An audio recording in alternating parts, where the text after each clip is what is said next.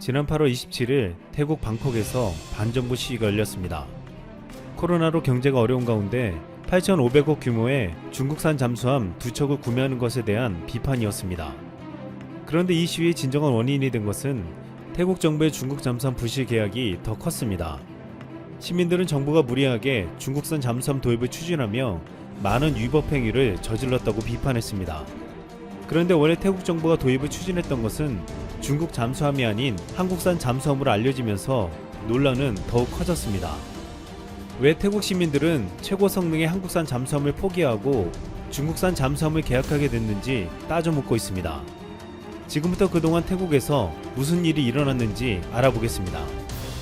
태국은 2차 세계대전에서 미국 잠수함의 놀라운 위력을 지켜보면서 오랫동안 잠수함을 동경해왔습니다.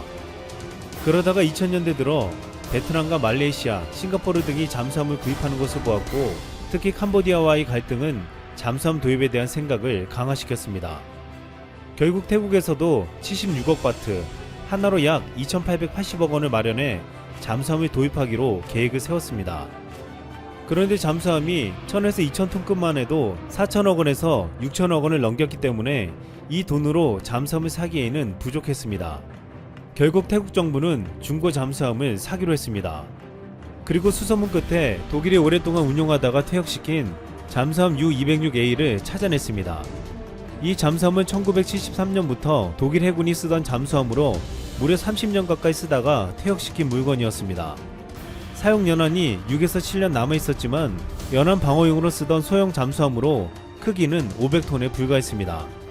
자막 능력도 형편없고 다른 잠수함과 달리 어뢰 발사관에 장전해 놓은 8발의 어뢰가 무장의 전부였습니다. 이같이 조건이 좋지 않았음에도 이 잠수함 6척을 구입하기 위해 태국은 독일 정부에 1년 가까이 협상을 진행했습니다. 하지만 결국 독일은 판매를 거부하고 다른 잠수함을 사라고 권고했습니다. 독일이 제안한 건 한국의 U-209급 잠수함이었습니다. 태국 해군이 당초 구입을 추진했던 U-206급 독일산 중고 잠수함은 사용 연한이 6에서 7년밖에 남지 않았지만 20년가량 작전에 투입된 U-209급 한국 중고 잠수함은 사용 연한이 15년가량 남아있었습니다. 한국이 보유한 U-209급 잠수함은 대한민국 최초의 잠수함으로 장보고함이라 불렸는데 그동안 놀라운 성능을 인정받으며 엄청난 활약을 해온 것으로 많이 알려져 있었습니다. 장보고함은 48만 킬로미터 무사고 기록을 달성했는데 이것은 세계 잠수함 역사상 보기 드문 기록이었습니다. 또한 장보고함은 선체는 작지만 낮은 소음과 우수한 성능으로 각종 연합훈련에서도 놀라운 성적을 기록했습니다. 장보고함은 세계 최대의 국제 해군 훈련인 림팩 2004에 처음으로 참가하여 한군 잠수함에 편성되어 청군함대를 무너뜨리는데 큰 공을 세웠습니다. 미국 태평양 함대의 잠수함 사령관 설리반 소장은 장보고함이 청군 세력을 전멸시킨 능력과 기술은 매우 인상적이었다고 말했습니다. 장보고함은 청군 기함인 미국 10만톤급 핵항모 존 C 스탠리스와 이를 호위하는 이지스 구축함 2척과 순양함 2척, 일본 해상자위대 구축함 4척 등 30여 척을 격침시켰습니다. 놀라운 것은 장보고함은 40번 이상 가상 어뢰를 명중시키면서도 단 한 번도 탐지되지 않았다는 것입니다. 또한 적함을 침몰시킬 수 있는 10km 이내에 접근하는데 33차례나 성공했습니다. 이러한 뛰어난 성능으로 1400톤인 장보고급 잠수함 3척을 인도네시아에 수출하기도 했습니다. 이 때문에 독일은 태국에서 제대로 운영하기 힘든 U-206급 잠수함을 사지 말고 한국이 보유하고 있는 U-209급 잠수함을 사라고 한 것입니다. 결국 태국 해군은 독일산 대신 한국 잠수함을 구매하는 방안을 검토했습니다. 이 잠수함을 도입하기 위해 독일과 한국의 해군 장교를 파견해 잠수함 운용 교육을 받게 하기도 했습니다. 태국은 한국산 U-209급 잠수함 2척을 도입할 구체적인 계획을 세우면서 이전보다 예산이 훨씬 늘어난 400억 바트, 한화로 1조 4,516억 원이 필요해졌습니다. 태국 프라이 국방장관이 한국 잠수함 구매를 추진하는 것은 흥미로운 일이지만 한국 잠수함은 독일산보다 가격이 비싸기 때문에 태국 정부 측이 해군의 구매 계획을 불허할 수도 있을 것이라고 말하기도 했습니다. 그럼에도 한국산 잠수함은 태국이 선택할 수 있는 가장 좋은 잠수함으로 도입이 긍정적으로 고려되었습니다. 그런데 2014년 5월 모든 것이 바뀌었습니다. 태국에서 육군사령관 프라이 짜오차가 쿠데타로 권력을 잡았기 때문입니다. 뿌라이순 국왕에게 쿠데타 승인을 받았지만 민정 이양을 미루며 미국 등 서방과 관계가 좋지 않았습니다. 이에 뿌라이 정권은 중국과 손을 잡기 시작했습니다. 그리고 중국은 태국이 잠수함을 원한다는 사실을 알고 파격적인 제안을 던졌습니다. 중국은 잠수함 3척을 2척 가격에 주겠다며 한 척은 중국이 주는 공짜 선물이라고 했습니다. 중국은 자국 해군이 막 배치를 시작한 0410 잠수함 3척을 8억 4천만 달러, 하나로 약 9,940억 원에 제공하겠다는 것이었습니다. 더구나 결제 방식도 25년 거치 분할 상한의 무이자였습니다. 운영전 기간에 중국 정부에 품질 보증을 약속하고 게다가 계약가의 3배에 달하는 태국산 농산물과 공산품을 절충교역 형태로 구매해주기로 했습니다. 뿌라이 총리는 태국 국민들에게 중국산 잠수함은 가격은 가장 싸면서도 품질은 비교적 좋은 편이며 중국은 사후 서비스도 제공할 예정이라고 했습니다. 그러면서 우리는 부자가 아니라서 잠수함에 큰 돈을 쓸 여유가 없다며 중국산 잠수함 구매 배경을 설명했습니다. 결국 태국은 2015년 계획했던 한국산 잠수함을 포기하고 중국산 잠수함을 도입하기로 계획을 바꿨습니다. 그런데 그때부터 태국에게는 불행이 시작되었습니다. 중국은 이후 놀랍게도 얼굴을 완전히 바꿨습니다. 중국은 최초에 태국에게 제시했던 3600톤급 041형이 아닌 2550톤급 S26T라는 축소형 모델을 주겠다고 했습니다. S26T는 크기뿐만 아니라 배터리 용량도 작아 수중 작전 시간도 크게 차이가 났습니다. 여기에 041형이 운용하던 초음속 잠대함 미사일은 최대 사거리가 540km에 달하고 마 0.8의 속도로 비행하다가 표적 인근에서 마 2.5로 가속하는 위협적인 무기였습니다. 하지만 중국은 태국에 이 미사일 대신 수출형 암속 미사일 CM708 미사일만 제공하기로 했습니다. 또한 2척을 8억 4천만 달러에 사면 한 척을 무상으로 주겠다는 말을 바꿔 최종적으로 3척을 11억 5,500만 달러에 구매하라고 했습니다. 또한 결제 방식도 25년 거치 분할상환 무이자에서 계약금은 물론 중도금도 건조 일정에 맞춰 제때에 지급하라고 했습니다. 게다가 24억 달러어치의 태국 물품 구매 절충 교육도 없던 일로 하고 중국 정부가 품질 보증을 해준다는 것도 인도 후 2년간 중선중공이 하는 것으로 바뀌었습니다. 태국 내에서는 중국이 완벽한 사기를 쳤다고 했습니다. 그럼에도 태국 정부는 S6T 잠수함 한 척을 처음에 중국이 제시했던 가격보다 53%나 비싸게 계약을 체결했습니다. 당시 태국 언론과 정치권에서는 부실 계약이란 비판이 제기되었고 태국 내에선 뿌라이 정권에 잠수함 게이트라 불렀습니다. 이후 태국 내에서 비판이 거세지자 뿌라이 총리는 성명을 내고 계약에 문제가 있었던 것 같다며 대금이 전부 지급된 한 척을 제외하고 나머지 2척의 도입을 무기한 연기한다고 밝혔습니다. 그럼에도 이후 태국 정부는 중국의 LPD형 상륙함 한 척과 중국제 전차 49대를 계약했습니다.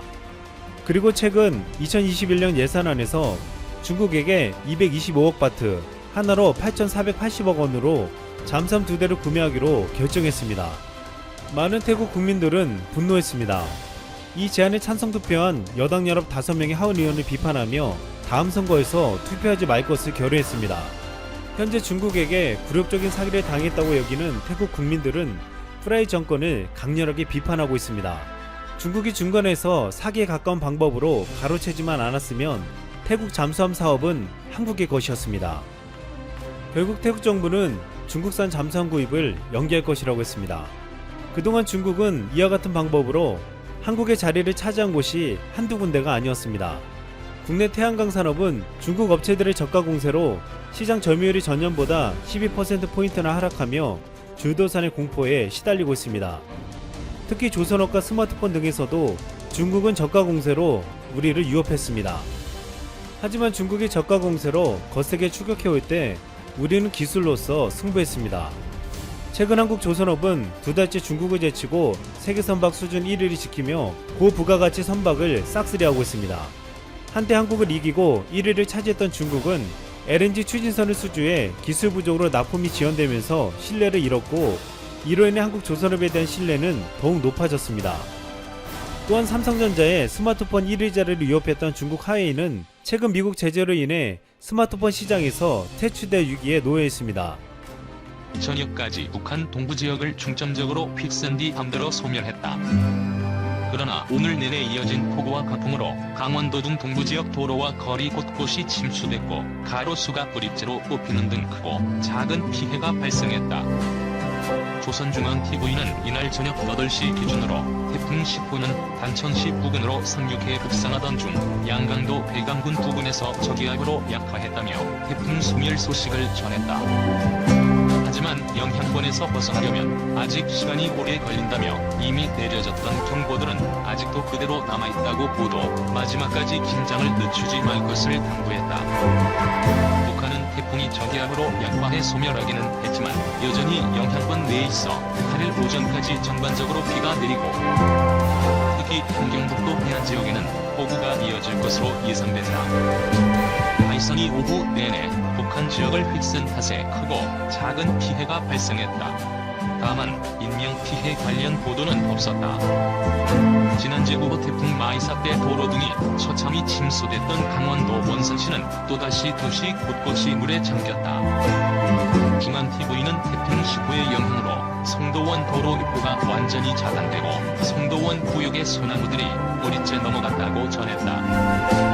함경남도 신포시에서도 도로와 다리가 완전히 물에 잠긴 모습이 전파를 탔다. 태풍의 영향권 내 지역의 강물과 하천도 빠른 속도로 불어났다. 중앙TV는 태풍 9호 때 불어난 강물들이 아직 제지지 못한 상태에서 또다시 태풍 10호가 들이닥쳐 여러 강하천들과 저수지에 큰 물경보가 내려졌다고 전했다. 조선중앙방송은 오후 한때 강원도 금강군 금강천도 빠른 속도로 물이 불어나면서 하천 주변의 모든 인원이 대피했고 다리와 주변 도로들의 통행을 금지했다고 보도했다. 함경북도 김책시에도 폭우가 내리면서 도로 하수망에 물이 빠지지 않아 도로가 물에 잠겼고 해안가 주변 농장들도 침수됐다고 중앙TV는 전했다. 김책시 태풍 피해 상황을 보도하는 취재기자는 강풍의 우선이 뒤집힌 채로 중계를 이어가기도 했다. 수도 평양도 태풍 피해의 촉각을 곤두세웠다. 중앙TV는 평양시가 태풍 10호의 영향권 안에 완전히 들어갔다면서 샘바람과 폭우로 5층 건물의 유리가 깨지거나 나무들이 넘어질 수 있으므로 철저한 대책을 세워야 한다고 당부했다.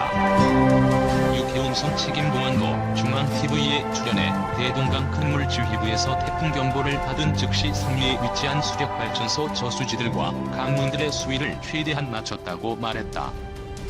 이날 북한은 중앙방송과 중앙TV를 통해 이날 새벽부터 재난방송 체제에 돌입해 거의 30분에서 1시간 단위로 태풍 상황을 전달하며 실시간 중계를 했다.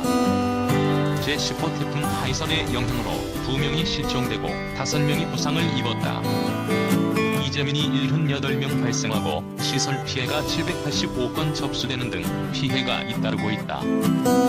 7일 중앙재난안전대책본부에 따르면 이날 오후 7시 30분 기준 하이선으로 인한 인명피해는 실종 2명, 부상 5명 등 총 7명이다. 이날 오전 강원 삼척시에서 40대 남성이 석회섭책으로 철수하다 배수로에 빠져 실종됐다. 경북 울진에서는 트랙터를 타고 다리를 건너던 60대 주민이 하천 급류에 휩쓸렸다. 부산에서는 강풍에 날아온 간판에 맞은 시민이 부상을 입었고 강풍에 타고 있던 차량이 넘어지는 사고도 발생했다. 또 경남 거제와 충남 공주에서도 부상자가 발생했다. 이외에도 부산 해운대 앞바다에서는 변사치 일부가 발견됐다. 시신은 외상 없이 입사한 것으로 추정된다. 부산의 경우는 정확한 신원과 사망 경위, 태풍과의 연관성 등을 조사하고 있다. 태풍의 영향으로 이재민은 47세대 78명 발생했다. 이들 중 60명은 아직 집에 가지 못하고 있다. 인명피해 우려로 일시대피한 인원도 3,077명에 달하며 이 가운데 564명이 여전히 대피 중이다. 시설 피해는 총 785건 집계됐다. 밑부항 방파제, 온산항 광석이 송타워 등 항만 시설과 도로, 상수도 등 공공시설 피해는 423건이다. 경주 월성 원자력 발전소 2, 3호기의 터빈 발전기는 자동 정지됐으며 외부 방사선 누출은 없는 것으로 확인됐다. 물에 잠기거나 파손된 주택이 110곳이며 어선 76척이 침몰하거나 파손됐다. 사유시설 피해는 362건 접수됐다. 양식장 29개소도 피해를 보는 등 어민들의 피해가 막심했다. 강한 비바람으로 전국에서 75,237세대가 정전 피해를 입었으나 이날 오후 6시까지 모두 복구됐다.